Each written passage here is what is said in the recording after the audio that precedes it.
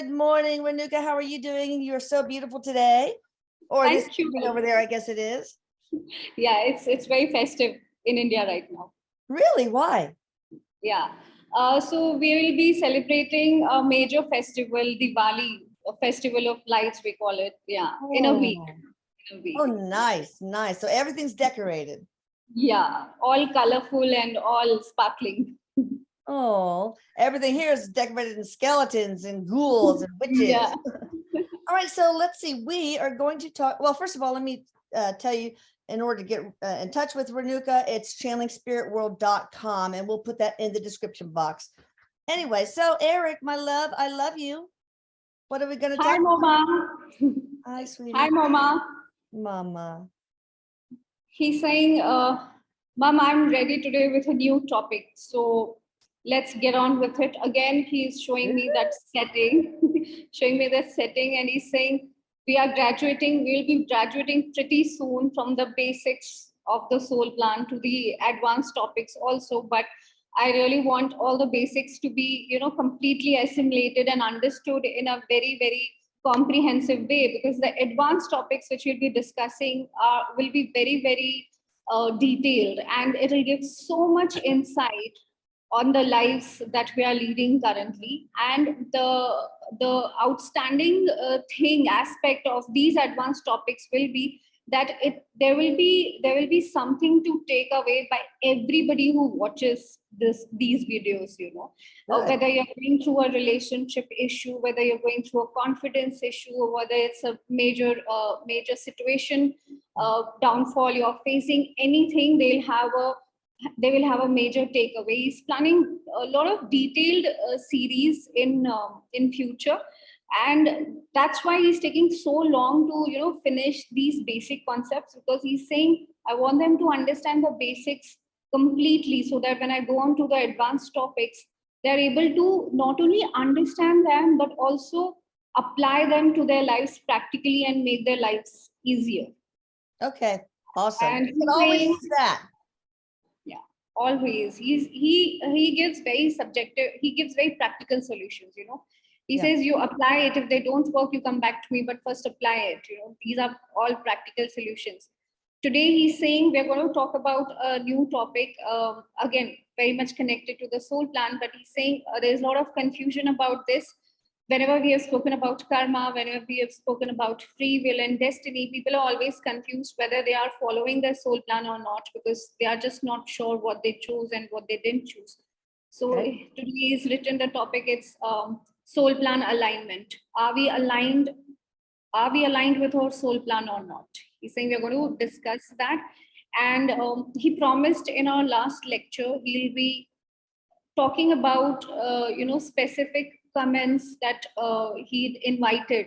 He'll be guiding all those people who had commented in order to understand more about their situations, about their karmic situations, about their lessons. He's saying, I'm going to take few of the major ones towards the end of the lecture, but he's asked me to go and reply very specifically to all the comments which we'll not be able to take during the video, and give some insight about what they are facing and why they are facing. So I'll be doing that, but I'm going to say that we have somebody grinding trees and stuff, but it's raining too hard for me to to let the dogs out. So I'll just mute when they bark. All right, go ahead, and I'll let you do all the talking as you usually do. Yeah. So he's saying we'll be talking about soul plan alignment, but we'll definitely be talking about the lessons and triggers which people have commented on my last video. And that will give them some insight on how to understand what is the karma, what are the lessons involved, and how they can get out of those situations. For those comments, we'll not be able to take during the lecture. I'll definitely go back to that video and reply whatever he says, whatever he guides me with, and reply personally to every comment. In short, all those who have taken time to comment on that video, they'll be getting some or the other guidance from him. But for now, he's saying, let's talk about soul plan alignment. How do we know? And how do we know we are in alignment with our soul plan, or we are going so astray, and that is the reason our lives are so difficult? He's saying there is this one confusion when you understand the concept of karma. He's saying there's always this one confusion that if we are going through a certain issue, if we are going through a certain problem, be it in a situation or a relationship, how do we understand that this was chosen by us or this was created by us fresh while living this lifetime? You know, we have made some mistake or we have gone astray from our soul plan. That's why we are choosing, that's why we are facing those issues. Or this was currently originally chosen by our soul. It's a part of our soul contract. That's why we are going through it. He's saying this is the major confusion he's seeing in a lot of comments, in a lot of channeling sessions, in a lot of reading sessions. He says there is this lot of confusion where people don't understand whether they chose this problem or whether this problem is coming because they have gone astray. And also this major concern that are we living as per our soul plan or are we going astray? Because he said in so many lectures that it's all about the soul plan. How you, if you walk according to the soul plan, things get easier. This is what he was explaining in the last lecture also. And he's saying that's the theme I am continuing because, Mom, my idea of these lectures is to bring in solace, is to bring in a practical solution to make lives easier. I'm not saying to make lives happier. I'm saying to make lives easier. He's saying you get what I mean. He's saying That is a very good and an important distinction. We're not here to have just complete bliss all the way through. We're here for the human experience. So those our life could be a series of teachable moments. Yes. Okay, I'm gonna mute again. They're about to blow. Oh. So he says, I'll be giving few symptoms. He's saying, let's call it symptoms or signs. You will know if you're walking your soul plan, if you're walking your soul path, or you're going against it. So he's saying it's not going to be an overall thing, whether you're walking it or not. There will be certain aspects you will be in touch with your soul plan, and there will be certain aspects you will be completely going astray. So it's not black and white. There's so much in between that we need to understand. He's saying, like, Mom, with major karmic relationships, there might be certain relationships you might be, you know, living them completely correct according to the contract, and there might be certain relationships you're going completely off track, you're going completely astray. And he's saying why this distinction happens is because there are certain relationships, invariably you get too much attached to them. And because of those attachments, those emotions and feelings that these relationships trigger, we might get carried away with these emotions and we might go astray only pertaining to those karmic contracts. And then there will be relationships where if we are completely balanced, we know what's going on, we are able to keep our emotions in check, we are able to understand the karmic contract going on, we are able to understand who is the learner, who is the teacher, what are the lessons this particular karmic relationship is teaching us. And that's where you're going as per your soul plan. So he's saying it's not black and white, it's very subjective according to a particular situation and relationship, whether you are in alignment with your soul plan or you're going away from it. The basic sign that will tell you if you're working as per your soul plan is things will not get too difficult. Things will not get out of control. Things will not feel as if, you know, there is no out. He's saying there have been so many comments where people have commented like these, there are relationships, they are not able to leave those relationships anymore. They're not able to get out of these relationships. You think these are the relationships where it gets very toxic. And then both the parties get, you know, entangled in a karmic loop. You think the karmic loop keeps on going. Neither of the karmic party is trying to learn and understand the lessons, is trying to understand what the karmic contract is. Hence, the contract is not getting fulfilled.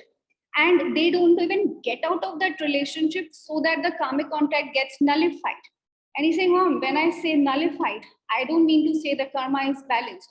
The karma is not balanced. The lessons have not been learned, but they can actually come out of that relationship, go their separate ways, and at least it's not getting and built into a karmic loop where nothing is happening and both the parties are only suffering more and more. And that's what we call toxic relationships. That's where the toxicity sets in. That's where the ego sets in, the fear sets in. Think that is not chosen. All right. So what about if you're in a toxic relationship, what about staying in it and trying to learn the lesson? Do you have to get out of it to in order He's to, saying once the toxicity sets in, mom, it gets more and more difficult I each day see. to even understand the lessons objectively, forget learning them. So Okay. once you know it's toxic, you have to leave, at least for a certain while until you get your objectivity back. Makes sense. Yeah. But he's saying mostly once the toxicity sets in, you need to understand that the karma will not be balanced in this lifetime and you need to leave that relationship and go, because you have invited a certain kind of imbalance in your life which was not meant to be there. You are meant to enter into that contract. You are meant to learn the lesson, balance it out. And then Right. according to the choices, maybe take the relationship to a different level, to a higher level, or maybe, just go your different ways once the contract is balanced. He's saying if that's not happening and a loop is built where there is toxicity and either of the partners are not able to control their emotions and to let go of the relationship, that's where the imbalance sets in, and that's what is not included in the soul plan. And you really need to understand that this is getting toxic and I need to get out of the relationship. He's saying he said that in the comments, there were so many who were saying, oh, I can't leave this relationship, oh, I have children, or have this excuse, or have this reason. He's saying, I know it sounds harsh, but these are just excuses. You can always get out. He's saying where children are concerned, he's saying, I'm just giving a small example, mom, how we get into a victim mentality. So many females, so many women, they don't leave an abusive marriage or a relationship because of children. But he's saying that's just an excuse. That's just making children an excuse, because if those children as souls have chosen to learn from these relationship issues, to maybe grow up without a father or without a mother, that's their soul plan, that's their lessons. You have to focus on your soul plan and your lessons. And if you are stuck in a toxic relationship, your first duty lies to yourself, to your own soul. If you don't love your own soul, if you don't fulfill your duties towards your own soul, there is no way you will be able to discharge any karmic duties in any karmic relationships, most of all your children. Well, and sometimes it's not very good to model a toxic relationship for your children. Sometimes it's best for them to get out, to remove them from that. But sometimes there are practical issues at play, because say a woman put her husband through law school, and she's didn't develop a career herself. She spent all her young life raising the children, and then she doesn't really have a way to earn a living, or Exactly. He's saying, support mom, her. then that's the lesson. He's saying, mom, then that's the lesson that karmic contract is inviting for her. Then her lesson is to become self-sufficient financially, self-empowerment, and then move out. Right. And he's saying, even in that case, he's saying, I get what you're saying. Even in that case, there are ways to stay detached in that relationship and not make it toxic. There are ways to rise above the emotions. There are ways to balance out the interactions. There are ways to place boundaries, maintain boundaries, but not go to the point of making it toxic. He's saying there are ways. What happens with most of us in the body is, he's saying, is we get carried away by emotions, and these extreme emotions, they lead to a lot of wounds and a lot of fears and traumas within us. So even if there is a way out, we are not able to see that way out, or we don't have the courage to take that difficult way out because of all the issues and emotions and triggers. He's saying almost all karmic relationships, they are set to get balanced if we keep our emotions in check. If we keep our building up all that emotion and not doing something with them can also lead to diseases. So there's that. He's saying, mom, that's another most important sign, unexplained health issues, which will tell you are not in alignment with your soul plan. He's saying there have been so many times, and so many are coming to you for scalar work. I know I get so many yes or no questions, asking whether this will work, whether this will work. And his answers have always baffled me, because sometimes he'll say this will work, this will not work. And I always ask him, why you said yes for this, why you said no for this. And he's like, most of the times he's like, oh, the lesson is not yet learned. Oh, the timing is not correct. So he's saying, mom, why do you think we asked you to, give this guidance and give this counseling before they, sign up for the scalar work? Right. Because their contracts with those diseases or the issues that they are facing, they come because they were meant to learn from it. If we set out to heal these issues before they have learned, before the karmic contract is balanced, what will happen? Maybe we'll be able to heal it, but it will come back again. Yeah. And And I this is really what happens. want everyone to really consider, we have the yes or no page, and Renuka is one of the lovely people who take care of that for us for a very reasonable price. And, you know, I really want you to ask, will this work on me before you go spending the money? And I of course, don't want to do all that work and then it doesn't work. It makes me feel bad, you know? So yes, I really encourage everyone, if they have any doubt, that to please consider asking the yes or no question. He's Okay. saying it's So you may so much proceed. about the timing. Yeah, it's so much about the timing and the Yeah. contract. If, you know, if they are asking me to heal something which the soul chose itself for itself to learn something, how can I take it away? Even if that soul is requesting me itself while the soul is in the body, I can't work against the contract which the soul chose for itself. So that's where the blocks come in, where scalar work is concerned. And that's why the counseling is important, because Erik tells them this is the right time. Okay, this is the time where the lesson is learned. Okay, now the healing can take place. Okay, now the healing will be complete and it won't come back. He's saying many have experienced the symptoms again in their life and they think the scalar energy work didn't work, but that was not the case. The lesson was not learned completely, hence the symptoms came back. Otherwise, it's foolproof. If you do it at the right time, once your karmic contract is done, once you understand what was the lesson these diseases were trying, he's saying our main aim is to relieve those souls who have learned the lessons, but they are still going through the symptoms, especially where physical diseases are concerned. And you know how that works is because he's always told me, if you learn from a situation, that problem will go away.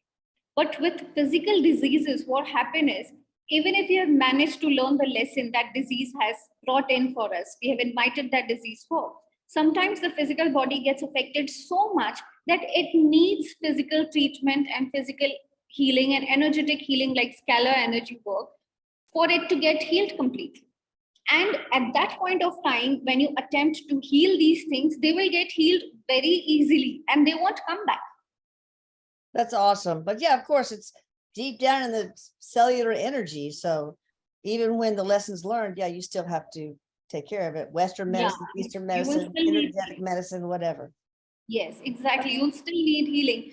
And he's saying, Mom, let's just accept, apart from physical therapies and everything, you do need energetic healing. Because when you heal it at the root level, at the energy level, the physical symptoms will be so much reduced, will be so much nullified, you know, in the process. And you won't need so much of physical therapy if you work at it on an energetic level. It becomes so much easier.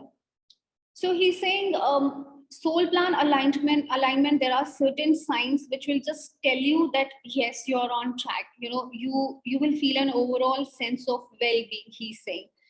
There will be no unexplained health issues. There will be good financial abundance. And he's saying, let me correct myself. It wouldn't be a happy life. I'm just saying a life which you're able to control and manage in a balanced way. Nothing feels out of control. You don't feel you're targeted or you're marked for something. There will be issues because the karma will prop up as and when we have chosen the karmic phases. Does not mean life will be hunky-dory, but if any of the aspect of the life is too harsh, you're not able to control it, any solution is not working, you have tried many solutions, it's not working, you're not able to come out of it, you're not able to understand, you are confused, you feel lost, nobody is able to help you, please understand there is something which has gone, there's something which is misaligned from your soul plan. There's something which you're not doing, which you're meant to do. You're not at the right place, or there is something your soul planned or chose to do something, and you have missed it. He says so many times there are so many people who sit, across for channeling sessions, and they have this query, which is very, very common. They said, I feel unfulfilled. I feel there is something incomplete. I feel as if I'm lost. Very common. Yes. He's saying that's your soul shaking you. And they don't understand why they're feeling it, because on the surface, their life seems to be pretty cool. Yeah. But the soul, but the soul is restless. The soul still feels unfulfilled, and there's this feeling of incompleteness. He's saying that's your soul again pushing you, telling you that you are not doing something that you chose in your soul plan. He's saying, but is it cheating to go to a medium like you and ask Erik or their guides or anybody, okay, what am I missing? Where am I misaligned? he's saying, no, it can never be cheating because, mom, you know, we cannot reveal everything. If we know this information serves the best interest of the soul at that given point of time, only then we reveal it. Okay. And if we know that, this information should be coming to that soul by its own realizations and by its own experience, we don't reveal. Yes, we give hints. Yes, we give hints. But if it's meant for that person to know, yes, we are very specific. And that's why channeling sessions, differ so much. Not everybody gets all the help they wish, from every channeling session. They are so subjective and so different because it's all connected to their soul plan, whether they are meant to know that information in that particular point of time or not. So he's saying it can never be cheating because we play according to their soul plan. The soul plan is in front of us and we don't do anything which will hurt the soul and its experience over here. So we can never be cheating, but yes, it makes things quite easier. For example, so many people, they think, oh, something is really wrong with them. They are doing something really wrong. Why they are feeling this restlessness? What is going on? He's saying it's just that you're not aligned with your soul plan. You're not connected to yourself. The reason is as simple as that. And the solutions to that thing is also as simple as just meditating and just connecting with ourselves, just journaling what we are feeling, and everything will be, hunky-dory. You will know what you're feeling. You will know what you're meant to do. And that's how you fall back on your soul plan alignment. He's saying it's as simple as that. And sometimes it trouble us so much and we might, exaggerate the issues that we are facing. So he's saying soul plan alignment, if there is a relationship which is troubling you a lot and you're not able to get out of the relationship, if there is toxicity at any level in your life, if there is a major issue of sustenance, and he's saying when I say sustenance, emotionally you are drained, or financially you're drained, or health wise you're going too low, or you feel completely lost and lonely and you don't have good relationships to depend on. These are extreme factors which our souls don't choose. Our souls, while planning the soul plan, are very intelligent and they remember all the sufferings they have gone through when they are in the body. So they don't choose this. They might choose it in one area or at one level of life, but the other levels will support them to face that. It will not choose issues in all the areas at once. He's saying this is another major sign. If you feel attacked and if your life is imbalanced in all major areas at once, that's a short sign that you're not in alignment with your soul plan. Right. But yes, if you're just facing relationship issues, but you have money, you have wisdom, you have good family to support on, you have good friends as good companionship, these all factors help you deal with and learn lessons from this one major imbalance in your life. And anyways, the soul chooses all its major lessons in phases. It comes phase wise because it knows it cannot go through all the major issues at once. It's just not possible. It chooses one by one. We don't choose that way. So if it's happening, it's misalignment. But if it's happening in phase wise, one by one, the rest of the good factors will help you balance out that one factor which is trying to teach you something. Yeah. So for example, I've been told that, I decided to come into this incarnation to deal with a lot of trauma and loss.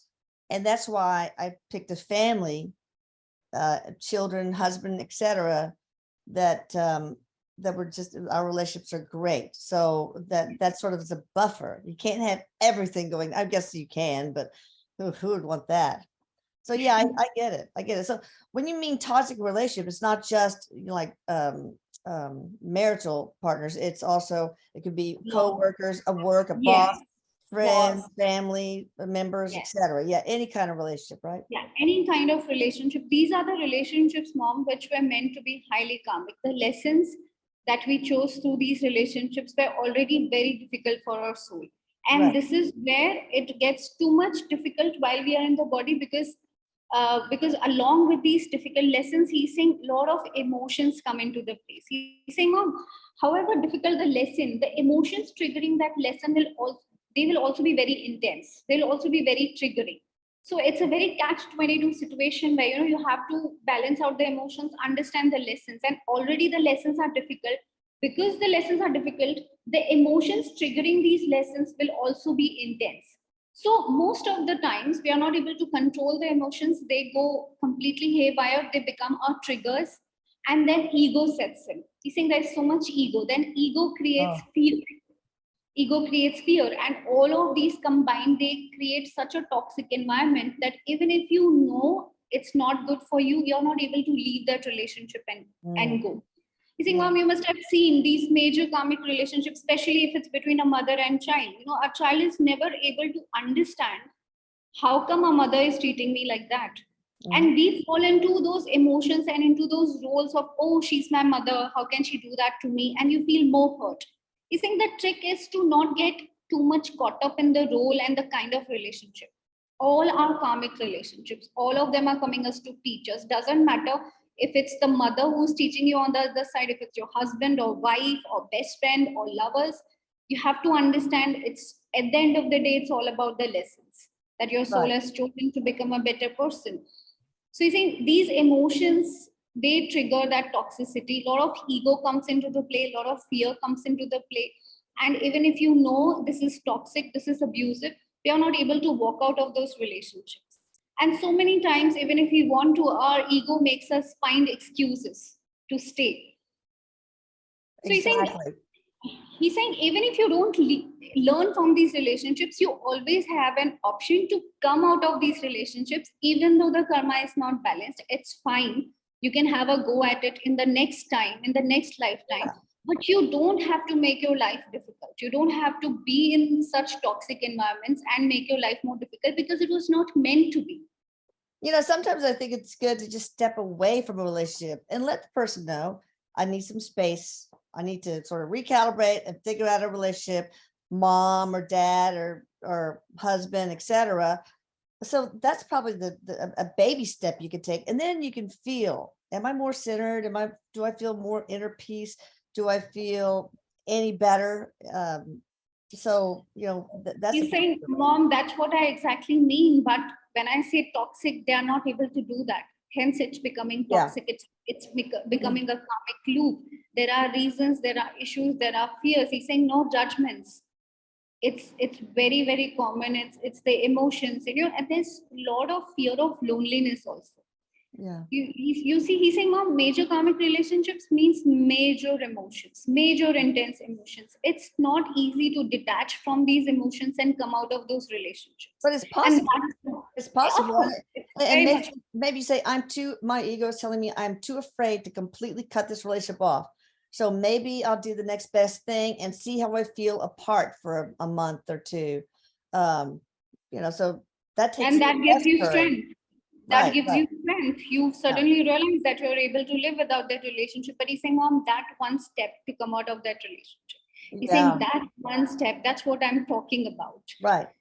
And he's saying that is when you rise above your emotions. That is when you look at yourself. You are a soul. You chose this relationship to learn. There are many such relationships you will learn from. And it's okay to let go of this relationship. It will happen only if you're able to detach from your emotions, rise above. And you can detach from your emotions only if you look at this experience as a temporary one and look at yourself as a permanent one, a soul in the body. Okay. So he is saying alignment, working in alignment with soul plan is the bestest thing that you can do and understand to make your life easier. He's saying the trick is only to make this life easier. More and more easy it becomes. The purpose that we are here to fulfill gets fulfilled in that easiest way. Otherwise, with every step you're making it only difficult, and it's not meant to be like that. He's saying it's not meant to be. All the time he's saying life is not meant to be difficult. And everywhere he's saying, Mom, everywhere I see such helplessness, so many fears, so many traumas, and they were not meant to be. It's all the emotions which make us identify with the body as a reality. He's saying that's the major this thing. We identify with this identity, with this body so much. We think this experience is real. We take our feelings and emotions so seriously, and hence all the perceived hurt and trauma comes into the picture. Right. He's saying all of this is very much connected to the comments that we have received on the video. And I'll just read out a few comments and then we'll ask him. Yeah, we'll ask him because that's what we promised in our last video. Yeah. And those comments which I'm not able to take during the lecture, I'll definitely go back to the video and reply to the comments according to Erik's advice. So there is.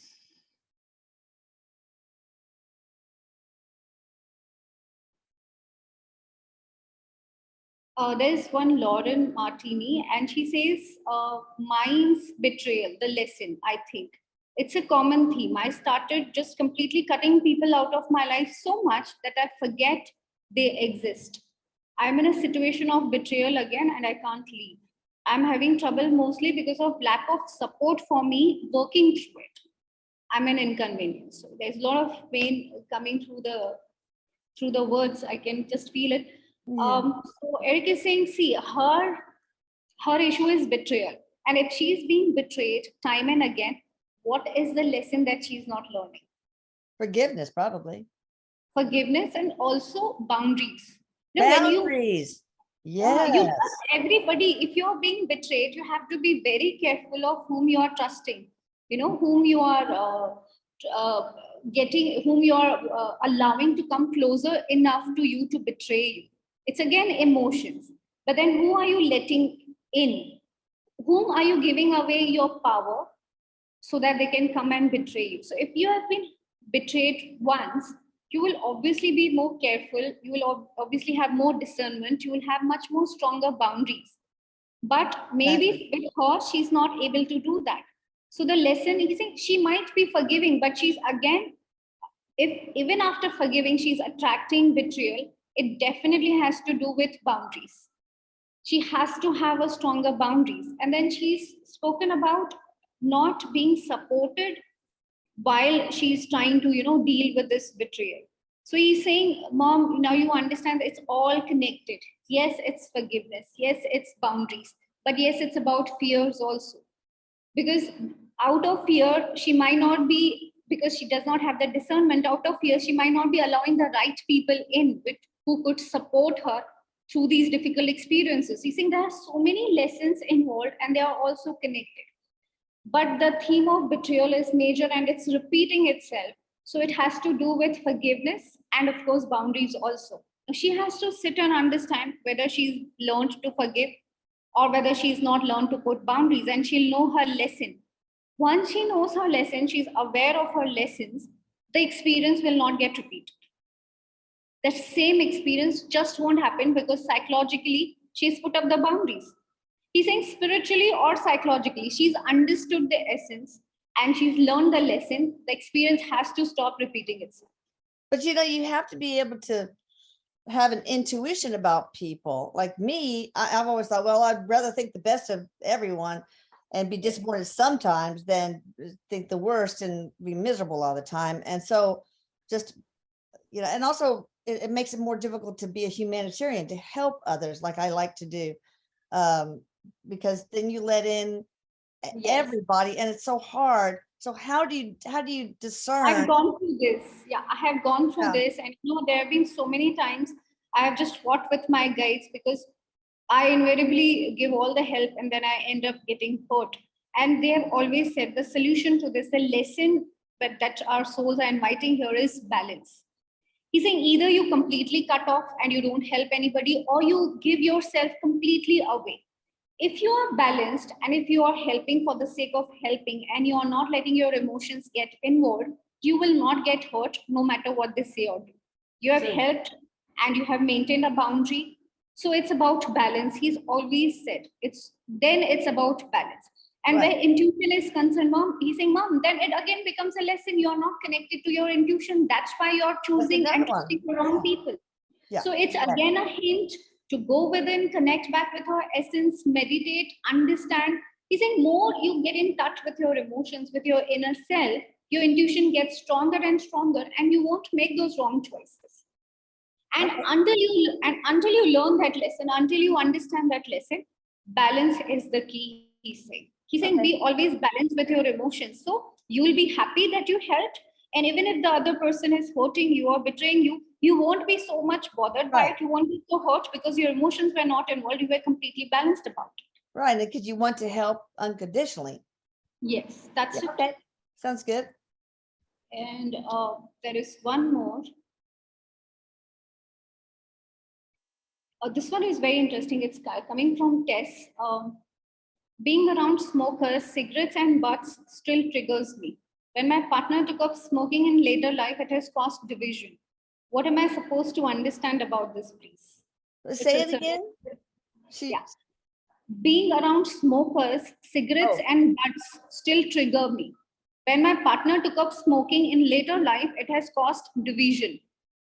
What am I supposed? Yeah. What am I supposed to understand about this, please? Got it.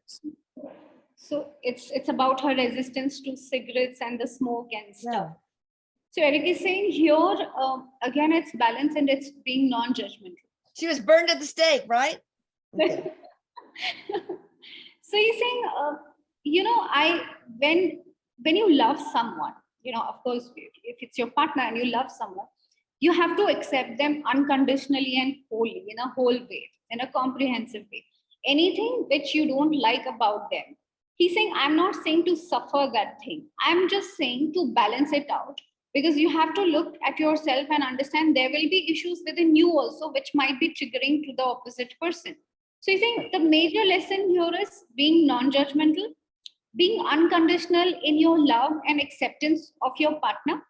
And third, again, he's saying, I'm not being insensitive and telling you that even if you don't like the smoke, you be with him whenever he's smoking. No, just get up and go away whenever he's smoking or whenever there is smoke and the butts and the whole scene of it.